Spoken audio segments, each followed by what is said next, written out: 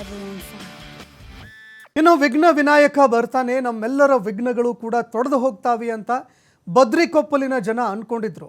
ಆದರೆ ವಿಘ್ನ ವಿನಾಯಕನಿಂದಲೇ ಇದೀಗ ಬದ್ರಿಕೊಪ್ಪಲಿಗೆ ವಿಘ್ನ ಎದುರಾಗಿದೆ. ಗಣಪತಿ ಹಬ್ಬದ ಸಂಭ್ರಮದಲ್ಲಿ ಇದ್ದ ಊರು ಈಗ ಸಂಪೂರ್ಣವಾಗಿ ಸೈಲೆಂಟ್ ಆಗಿದೆ. ಇಡೀ ಊರಿನಲ್ಲಿ ಸೂತಕದ ವಾತಾವರಣ ನಿರ್ಮಾಣ ಆಗಿದೆ. ಯಾರೋ ಹಚ್ಚಿದ ಬೆಂಕಿ, ಯಾರದ್ದೋ ರಾಜಕೀಯ ಬೇಳೆ ಬೇಯಿಸೋದಕ್ಕೋಸ್ಕರ ಅನೇಕರು ಕಲ್ಲು ತೂರಾಟದಲ್ಲಿ ಭಾಗಿಯಾದರು, ಅನೇಕರು ಬೆಂಕಿ ಹಚ್ಚುವಂತಹ ಘಟನೆಗಳಲ್ಲಿ ಭಾಗಿಯಾದರು. ಆದರೆ ಇವರ ಜೀವನಕ್ಕೆ ಈಗ ಬೆಂಕಿ ಬಿದ್ದಿದೆ. ಯಾರ್ಯಾರು ಬೆಂಕಿ ಇಟ್ಟಿದ್ರಲ್ವೇ ಅವರ ಜೀವನಕ್ಕೆ, ಅವರ ಕುಟುಂಬಕ್ಕೆ ಬೆಂಕಿ ಬಿದ್ದಿದೆ. ಈಗ ಗಲಭೆ ಪ್ರಕರಣಕ್ಕೆ ಸಂಬಂಧಪಟ್ಟಂತೆ ಕೆಲವು ಯುವಕರನ್ನ ಬಂಧಿಸ್ತಾ ಇದ್ದಂತೆ ಖಾಕಿಯ ಭಯದಿಂದ ಇಡೀ ಗ್ರಾಮವನ್ನೇ ತೊರೆದು ಯುವಕರು ಇದೀಗ ತಲೆಮರೆಸಿಕೊಂಡಿದ್ದಾರೆ.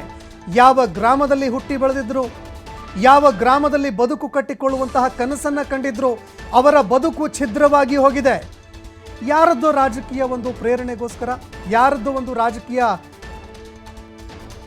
ಭವಿಷ್ಯವನ್ನ ಭದ್ರಪಡಿಸ್ಕೊಳ್ಳೋದಕ್ಕೆ ಯಾರೋ ಹಚ್ಚಿದಂತಹ ಒಂದು ಧಾರ್ಮಿಕ ಕಿಡಿಗೆ ಇದೀಗ ಇಡೀ ಊರಿಗೆ ಊರೇ ಸಂಕಷ್ಟಕ್ಕೆ ಈಡಾಗುವಂತಾಗಿದೆ. ಇಡೀ ಊರಿನ ಒಂದು ರಸ್ತೆಗಳೆಲ್ಲವೂ ಕೂಡ ಈಗ ಖಾಲಿ ಖಾಲಿ,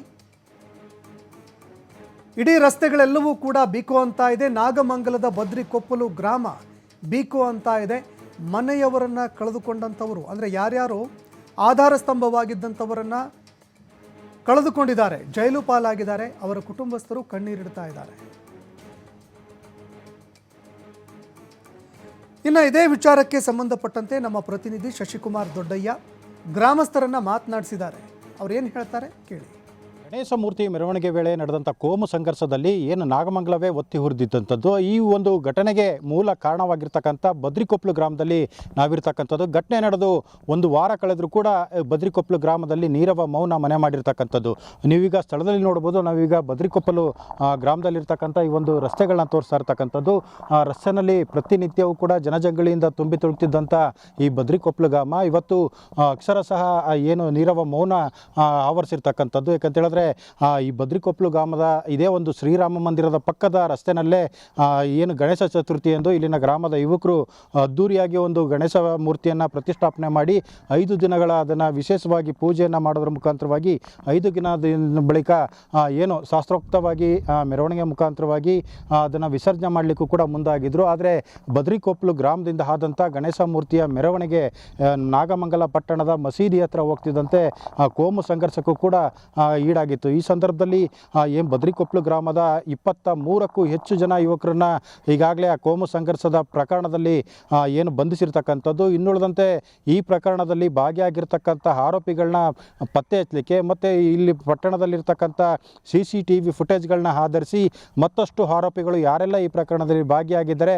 ಅವ್ರನ್ನೆಲ್ಲವನ್ನು ಕೂಡ ಪತ್ತೆ ಹಚ್ಚುವಂಥ ಕಾರ್ಯವನ್ನು ಪ್ರತಿನಿತ್ಯ ಪೊಲೀಸರು ಮಾಡ್ತಿರ್ತಕ್ಕಂಥದ್ದು. ಹೀಗಾಗಿ ಇನ್ನಷ್ಟು ಜನರು ಕೂಡ ಈಗ ಬಂಧನದ ಭೀತಿ ಬದ್ರಿಕೊಪ್ಪಲು ಗ್ರಾಮದಲ್ಲಿ ಆವರಿಸಿರ್ತಕ್ಕಂಥದ್ದು. ಹೀಗಾಗಿ ಏನು ರಾತ್ರೋರಾತ್ರಿ ಪೊಲೀಸರು ನಮ್ಮನ್ನು ಬಂಧಿಸಬಹುದು ಅನ್ನೋ ಒಂದು ಆತಂಕದಿಂದಾಗಿ ಇಡೀ ಗ್ರಾಮದ ಜನ, ಅದರಲ್ಲೂ ಕೂಡ ಪ್ರಮುಖವಾಗಿ ಯುವಕರು ಊರನ್ನು ತೊರೆದಿರ್ತಕ್ಕಂಥದ್ದು. ಪ್ರತಿನಿತ್ಯ ಇಲ್ಲಿ ಏನು ವಾಲಿಬಾಲನ್ನು ಆಡ್ತಿದ್ದಂಥ ಯುವಕರು ಕೂಡ ಈಗ ಏನು ಆ ಗ್ರೌಂಡ್ ಈಗ ಬಿಕೋ ಅಂತಿರ್ತಕ್ಕಂಥ ಘಟನೆಯನ್ನು ಕೂಡ ನೋಡ್ಬೋದು.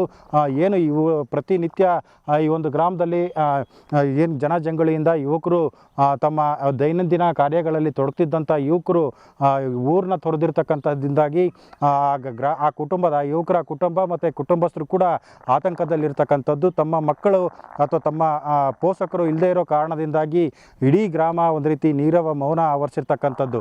ಯಾಕಂತ ಹೇಳಿದ್ರೆ ಪ್ರತಿನಿತ್ಯ ಒಂದಲ್ಲ ಒಂದು ರೀತಿಯಲ್ಲಿ ಪೊಲೀಸರು ನಮ್ಮನ್ನು ಕೂಡ ಬಂಧಿಸಬಹುದು ಅನ್ನೋ ಒಂದು ಆತಂಕ ಇಲ್ಲಿಯ ಗ್ರಾಮಸ್ಥರಲ್ಲಿ ಎದುರಾಗಿರ್ತಕ್ಕಂಥದ್ದು. ಅದರಲ್ಲೂ ಕೂಡ ಪ್ರಮುಖವಾಗಿ ಯುವಕರು ಇಲ್ಲದೆ ಇರತಕ್ಕಂಥ ಈ ಒಂದು ಘಟನೆಯಿಂದಾಗಿ ಎತ್ತವರು ಕೂಡ ತಮ್ಮ ಆತಂಕವನ್ನು ವ್ಯಕ್ತಪಡಿಸ್ತಾ ಇರ್ತಕ್ಕಂಥದ್ದು. ಯಾಕಂತ ಹೇಳಿದ್ರೆ ಇದೇ ಏನು ಈ ಗಣೇಶ ಚತುರ್ಥಿ ಎಂದು ಇದೇ ರಸ್ತೆಯ ಶ್ರೀರಾಮ ಮಂದಿರ ಏನಿದೆ, ಇದೇ ರಸ್ತೆಯಲ್ಲಿ ಗಣೇಶ ಮೂರ್ತಿಯನ್ನು ಪ್ರತಿಷ್ಠಾಪನೆ ಮಾಡಿ ಆನಂತರ ವಿಸರ್ಜನೆಗೆ ಅಂತೇಳಿ ಬೃಹತ್ ಮೆರವಣಿಗೆಯನ್ನು ಹೋಗ್ತಿದ್ದಂಥ ಸಂದರ್ಭದಲ್ಲಿ ನಾಗಮಂಗಲ ಪಟ್ಟಣದಲ್ಲಿ ಈ ರೀತಿಯ ಒಂದು ಕೋಮು ಸಂಘರ್ಷಕ್ಕೂ ಕೂಡ ಕಾರಣವಾಗಿತ್ತು. ಈ ಕೋಮು ಸಂಘರ್ಷಕ್ಕೆ ಕಾರಣವಾಗಿದ್ದಂಥ ಈ ಒಂದು ಬದ್ರಿಕೊಪ್ಪಲು ಗ್ರಾಮದ 23ಕ್ಕೂ ಹೆಚ್ಚು ಜನ ಯುವಕರನ್ನ ಈಗಾಗಲೇ ಪೊಲೀಸರು ಬಂಧಿಸಿರ್ತಕ್ಕಂಥದ್ದು.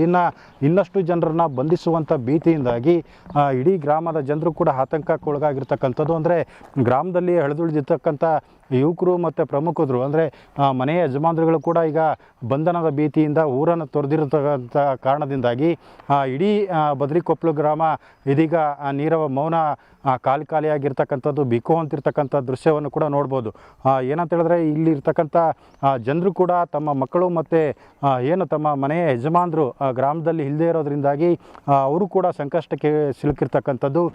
ಕೂಡಲೇ ಸರ್ಕಾರ ಏನು ಈ ಪ್ರಕರಣದಲ್ಲಿ ಅಮಾಯಕರನ್ನು ಕೂಡ ಬಂಧಿಸಿರ್ತಕ್ಕಂಥದ್ದು. ಈಗ ಈ ಒಂದು ಬಂಧಿಸಿರ್ತಕ್ಕಂಥ ಅಮಾಯಕರನ್ನು ಕೂಡಲೇ ಬಿಡುಗಡೆ ಮಾಡಿ ತಮ್ಮ ಮಕ್ಕಳು ಎಲ್ಲಿದ್ದಾರೆ ಅವ್ರನ್ನ ವಾಪಸ್ ಬರಲಿಕ್ಕೆ ಯಾವುದೇ ಥರದ ಆತಂಕ ಇಲ್ಲದೇ ಇರೋ ನಿಟ್ಟಿನಲ್ಲಿ ಆತಂಕವನ್ನು ನಿವಾರಣೆ ಮಾಡಬೇಕು ಅನ್ನೋ ಆಗ್ರಹವನ್ನು ಕೂಡ ಮಾಡ್ತಿರ್ತಕ್ಕಂಥದ್ದು. ಕ್ಯಾಮ್ರಾ ಪರ್ಸನ್ ರಜನೀಶ್ ಪಾಟೀಲ್ ಜೊತೆ ಶಶಿಕುಮಾರ್ ದೊಡ್ಡಯ್ಯ, TV5 ಕನ್ನಡ, ಮಂಡ್ಯ. ಈಗ ನಿಮ್ಮೂರಿನ ಪರಿಸ್ಥಿತಿ ನೋಡಿದ್ರೆ ಏನು ಅನ್ಸುತ್ತೆ? ಈಗ ನಮ್ಮೂರಿನ ಪರಿಸ್ಥಿತಿ, ಒಬ್ಬರ ಮನೆಗಳಲ್ಲಿ ಮಕ್ಳುಗಳಿಲ್ಲ, ಗಂಡಸ್ರುಗಳಿಲ್ಲ, ಎಲ್ಲಿ ಯಾವ ಗಳಿಗೆ ಬಂದ್ಬಿಟ್ಟು ಹೇಳ್ಕೊಂಡು ಹೋಯ್ತಾರೋ ಅಂತ ಭಯದಿಂದ ಯಾರೂ ಇಲ್ಲ. ಈಗ ನಾವು ಹೆಂಗಸ್ರುಗಳಿದ್ದೀವಿ, ಅದೇ ಭಯ. ಏನು ಮಾಡೋದು? ಈಗ ಅವ್ರವ್ರ ಮನೆಗಳಲ್ಲಿ ಹೇಳ್ಕೊಂಡು ಹೋಗಿರೋರ ಮನೆಗಳ ತಾಯಿಯಂದಿನ ಪರಿಸ್ಥಿತಿ ನೋಡಿದ್ರೆ ನಮಗೂ ಬರ್ತದೆ. ಏನು ಮಾಡೋದು? ಹಂಗೆ ಸಣ್ಣ ಸಣ್ಣ ಮಕ್ಕಳು.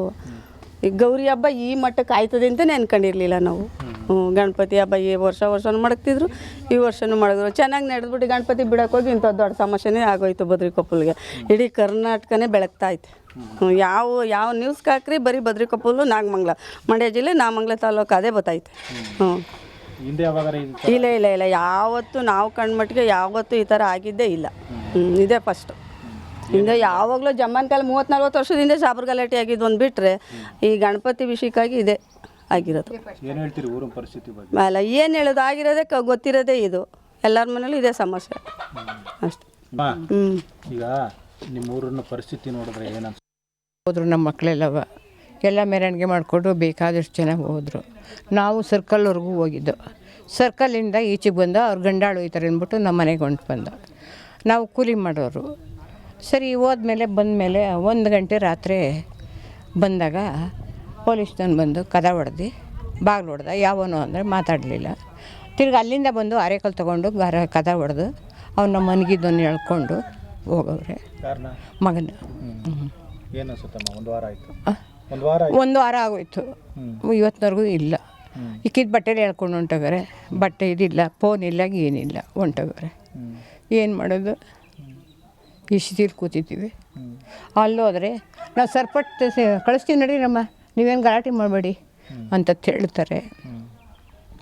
ಕೋರ್ಟ್ ಹತ್ರಕ್ಕೆ ಬನ್ನಿ ತೋರಿಸ್ತೀವಿ ನಿಮ್ಮ ಮಕ್ಕಳನ್ನ ಅಂತ ಕೋರ್ಟ್ ಹತ್ರಕ್ಕೆ ಹೋದರೆ ಕೋರ್ಟ್ ಹತ್ರ ತೋರಿಸ್ಲೇ ಇಲ್ಲ.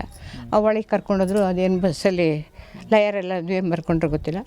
ಆಮೇಲೆ ತಿರ್ಗಿ ನಾವು ಈಚೆ ಕಡೆ ಬಂದಾಗ ನಮ್ಮ ಮಕ್ಕಳು ನಮ್ಗೆ ತೋರಿಸ್ಲಿಲ್ಲ, ಹೊಂಟೋದ್ರು.